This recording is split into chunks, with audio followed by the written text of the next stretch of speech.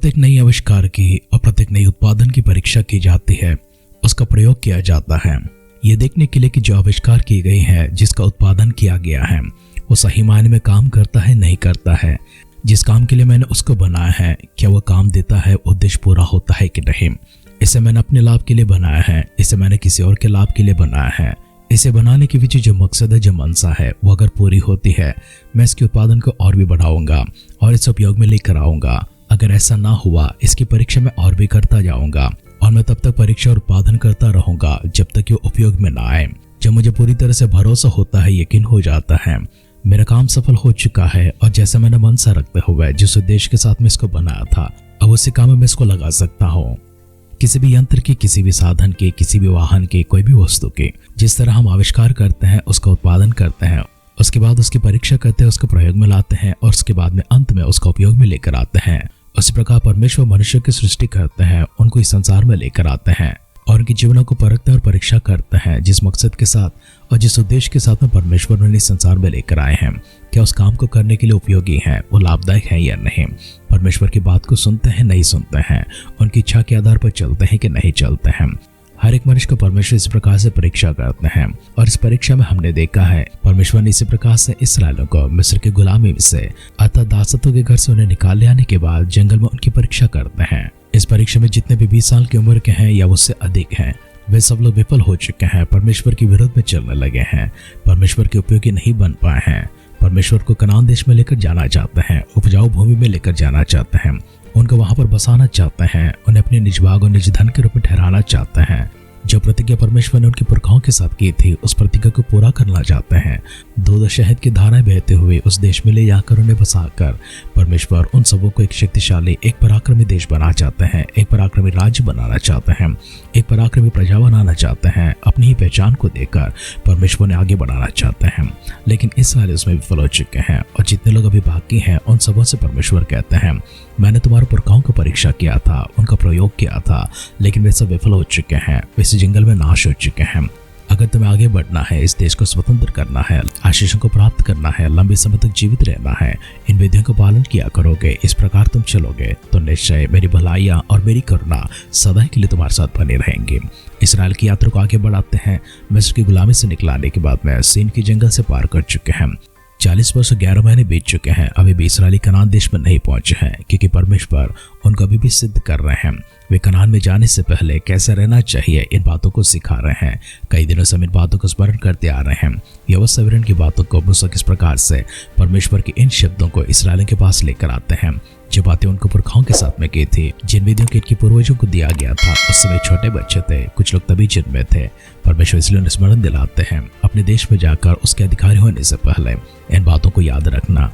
Israel की उस यात्रा में आगे बढ़ने से पहले आए खुदावंद के हाथ में अपने आप को समर्पण करते हैं, पूर्ण मन के साथ में परमेश्वर के दिव्य सानिध्य में जाते हैं, उनकी उपासना करते हैं, अपनी पूर्ण सामर्थ के साथ में, अपनी पूर्ण शक्ति के साथ में, अपने पूर्ण हृदय के साथ, अपनी पूर्ण आत्मा के साथ परमेश्वर की उपासना करते हुए, उनकी आराधना में आगे बढ़ते हुए, उनकी महिमा करते हुए, उन्हीं की उपासना में आगे बढ़ते हुए, परमेश्वर के वचनों को सुनने के लिए, उनके वचनों के आधार पर हमारे जीवन को आगे बढ़ाने के लिए आए अपने आप को उनके हाथों में समर्पण करते हैं।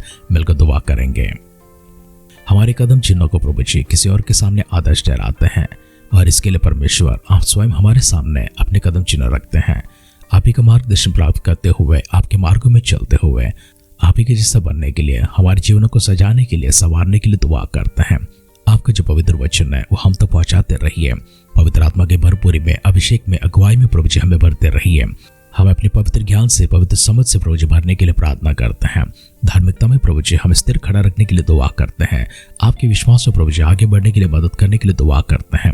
प्रार्थना करते परमेश्वर हमारे सारे प्रियजनों के लिए, आपके प्रिय भक्तगणों के लिए, एक एक व्यक्ति को छूते हुए प्रभु जी, उनके शारीरिक हो, मानसिक हो, आर्थिक हो, पारिवारिक हो, सामाजिक हो प्रभु जी, या फिर आध्यात्मिक प्रभु जी समस्या क्यों ना हो, उन सबों को मिटाते हुए, उन्हें तंदुरुस्ती से भरते हुए, अपनी सामर्थ में, अपनी अगुवाई में, अपनी सहायता में चलाने के लिए दुआ करते हैं। आप हमारे संग हैं, हमसे बातें कर रहे हैं। सारी महिमा, सारी गौरव, आदर, सम्मान हम आपको देते हुए हमारे उद्धारकर्ता, हमारे प्रभु यीशु मसीह के नाम से इस प्रार्थना को मांगते हैं। सुना कबूल कर पिता। आमेन, आमेन, आमेन। आध्यात्मिक जीवन की दैनिक खुराक सुन रहे हमारे सारे प्रिय श्रोताओं को, परमेश्वर के प्रिय भक्तगणों को प्रभु यीशु मसीह के नाम में प्यार भरा जय मसीह की सुप्रभातम और शुभोदय कहते हुए हम सबका मनपसंद ध्यान केंद्र आध्यात्मिक जीवन की दैनिक खुराक में और इस नए दिन में आप सबका स्वागत करते हैं। हमारी अध्ययन व्यवस्था विवरण 8वें अध्याय में चल रही हैं। आज इसका पहला वचन से पढ़ते हुए हमारे ध्यान को आगे बढ़ाएंगे। जो आज्ञा आज मैं तुम्हें सुनाता हूँ उन सबों पर चलने की चौकसी करना, इसलिए कि तुम जीवित रहो और बढ़ते रहो, और जिस देश के विषय में यहोवा ने तुम्हारे पूर्वजों से शपथ खाई है उसमें जाकर उसके अधिकारी हो जाओ, और स्मरण रख कि तेरा परमेश्वर यहोवा 39 वर्षों में तुझे सारे जंगल के मार्गों में से इसलिए ले आया है कि वह तुझे नम्र बनाए और तेरी परीक्षा करके यह जान ले कि तेरे मन में क्या क्या है और कि तू उसकी आज्ञाओं का पालन करेगा व नहीं। उसने तुझको नम्र बनाया और भूखा भी होने दिया, फिर वह मन्ना जिसे न तू और न तेरे पुरखा ही जानते थे वही तुझको खिलाया, इसलिए कि वह तुझको सिखाए कि मनुष्य केवल रोटी ही से जीवित नहीं रहता, परंतु जो वचन यहोवा के मुंह से निकलते हैं उन्हीं से वो जीवित रहता है।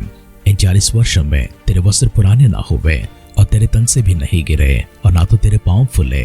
फिर अपने मन में यह तो विचार कर कि जैसे कोई अपने बेटे को ताड़ना देता है वैसे ही तेरा परमेश्वर यहोवा तुझको ताड़ना देता है। इसलिए अपने परमेश्वर यहोवा की आज्ञाओं का पालन करते हुए उसके सारे मार्गों पर चलना और उसका भय मानते रहना, क्योंकि तेरा परमेश्वर यहोवा तुझे एक उत्तम देश में ले जा रहा है जो जल की नदियों का और तराइयों और पहाड़ियों से निकले हुए गहरे गहरे सोतों का देश है। फिर वह गेहूं, जौ, दाखलताओं, अंजीरों और अनारों का देश है और तेल वाली जलपाई का मधु का भी देश है। उस देश में अन्न की महंगी ना होगी और न उसमें तुझको किसी पदार्थ की घटी होगी। वहां के पत्थर लोहे के हैं और वहां के पहाड़ों में से तू तांबा खोद कर निकाल सकेगा और तू पेट भर खाएगा, और उस संदेश के कारण जो तेरे परमेश्वर यहोवा तुझे देगा उसका धन्य मानेगा। इसलिए सावधान रहना, कहीं ऐसा ना हो कि अपने परमेश्वर यहोवा को भूलकर उसकी जो आज्ञाएं, नियम और विधि मैं आज तुझको सुनाता हूँ उनका मानना छोड़ दे। ऐसा ना हो कि जब तू खाकर तृप्त हो और अच्छे अच्छे घर बनाकर उनमें रहने लगे और तेरी गाय बैलों और भेड़ बकरियों की बढ़ती हो और तेरा सोना चांदी और तेरा सब प्रकार का धन बढ़ जाए, तब तेरे मन में अहंकार समा जाए और तू अपना परमेश्वर यहोवा को भूल जाए जो तुझको दासत्व के घर अर्थात मिस्र देश में से निकाल ले आए हैं और इस बड़े और भयानक जंगल में से ले आए हैं जहाँ तेज विष वाले सर्प और बिच्छू हैं, और जल रहित सूखे देश में उसने तेरे लिए चकमकी चट्टान से जल निकाला और तुझे जंगल में मन्ना खिलाया जिसे तुम्हारा पुरखा जानते भी ना थे, इसलिए कि वह तुझे नम्र बनाए और तेरी परीक्षा करके अंत में तेरा भला ही करे। और कहीं ऐसा ना हो कि तू सोचने लगे कि यह संपत्ति मेरी ही सामर्थ और मेरी ही भुजबल से मुझे प्राप्त हुई है, परंतु तो अपने परमेश्वर यहोवा का स्मरण रखना, क्योंकि वही है जो तुझे संपत्ति प्राप्त करने का सामर्थ इसलिए देता है कि जो वाचा उसने तेरे पूर्वजों से शपथ खाकर बांधी थी उसको पूरा करे, जैसा आज प्रकट है। यदि तो अपने परमेश्वर यहोवा को भूलकर दूसरे देवताओं के पीछे हो लेगा और उसकी उपासना और उनको दंडवत करेगा, तो आज मैं तुमको चिता देता हूँ कि तुम निस्संदेह नष्ट हो जाओगे। जिन जातियों को यहोवा तुम्हारे सम्मुख से नष्ट करने पर है उन्हीं की नाई तुम भी अपने परमेश्वर यहोवा का वचन ना मानने के कारण नष्ट हो जाओगे।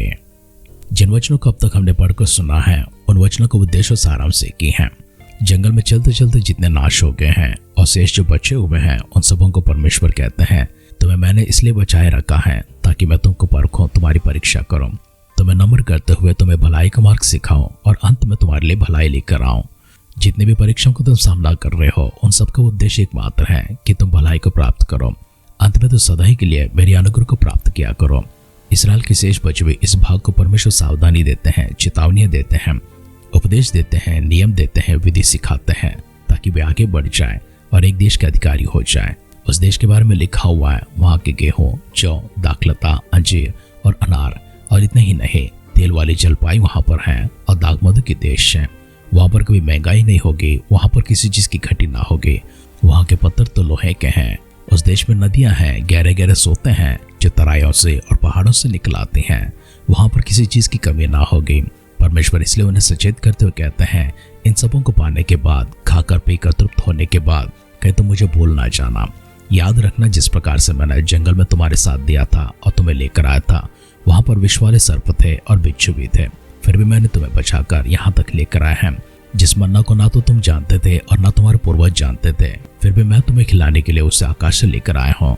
जब तुम सूखी जगह पर पहुंच गए थे, वहां पर जल नहीं था, मैंने चकमक चट्टान से तुम्हारे लिए पानी निकाल ले आया। इन सब बातों को स्मरण रखना, कहीं ऐसा ना हो कि तू खुद कह दे कि मैं जो कुछ भी हूँ आज, मैंने जो कुछ भी कमाया है, मैं अपने भुजबल से, मैं अपनी सामर्थ से कमाया है।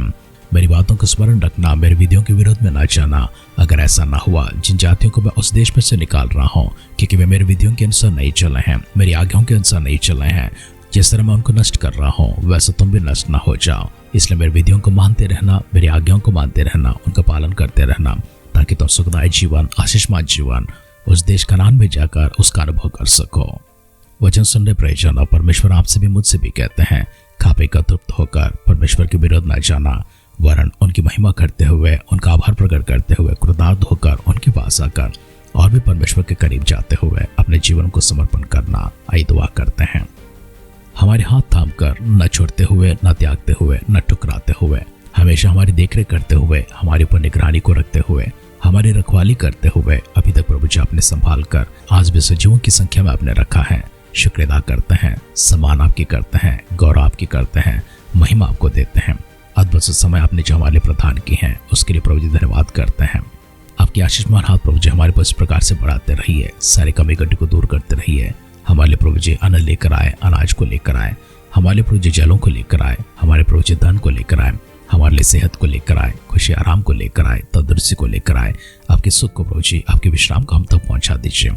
चैन और आराम के साथ एक विश्रामदायक जीवन बिताने के लिए प्रभु जी हम सबको सौभाग्य देने के लिए दुआ करते हैं। सबसे बढ़कर प्रभु आपकी राह पर चलते हुए, आपको ना भूलते हुए, ना ठुकराते हुए, आपको ना त्यागते हुए, हम हमेशा प्रभु जी आपके भक्त बनते हुए, आपकी संतान बनते हुए, आपकी उपासना करते हुए स्वर्गराज की इस महिमा में अपने आप को देखने के लिए, सिद्ध करने हेतु प्रभु जी प्रभु यीशु मसीह के बादलों के आगमन के लिए हम बाट जोते हुए आगे बढ़ने के लिए मदद कीजिए। हमारे यहाँ पर मिलने से पहले प्रभु यीशु मसीह के बादलों के आगमन वहां पर संभव होगी तो प्रभु जी स्वर्गलोक में शामिल करें। अगर ऐसा ना हुआ, कल सुबह फिर से एक बार हम सब मिलकर प्रभु जी सजीवों की संख्या में रहते हुए आपकी उपासना करने के लिए, एक दूसरे को देखने के लिए आपके दिव्य सानिध्य में लेकर आए। प्रार्थना प्रभु जी आपने सुनकर देवताओं के लिए धन्यवाद करते हुए हमारे उद्धार करता प्रभु यीशु मसीह के नाम से हमारी इस प्रार्थना को मांगते हैं। सुना कबूल कर पिता। आमेन, आमेन, आमेन। नम्रता से भरा हुआ जीवन आपका हो, परमेश्वर की कृपा दृष्टि से भरा हुआ जीवन आपका हो। अनुग्रह खुदावंत की हमेशा आपकी पर हो। परमेश्वर की दया, करुणा और तरस निरंतर आपकी पर उतर आते रहें। भलाई को प्राप्त करने योग्य, परमेश्वर की निगरानी में चलने योग्य, उनकी कृपा दृष्टि हमेशा आपकी पर रहे। इस प्रकार के एक जीवन आप जीते रहे और परमेश्वर की महिमा योग्य जीवन जीते हुए उनकी आशीषों का आप अनुभव करते रहे। हमारी सिद्ध और कामना के साथ आज के ध्यान के पर समाप्त करते हैं। आप सुनते रहिए, सुनाते रहिए आध्यात्मिक जीवन की दैनिक खुराक। कल फिर मिलेंगे। अपना ख्याल रखिए, अपनों का ख्याल रखिए, दूसरों का भी ख्याल रखिए। God bless you.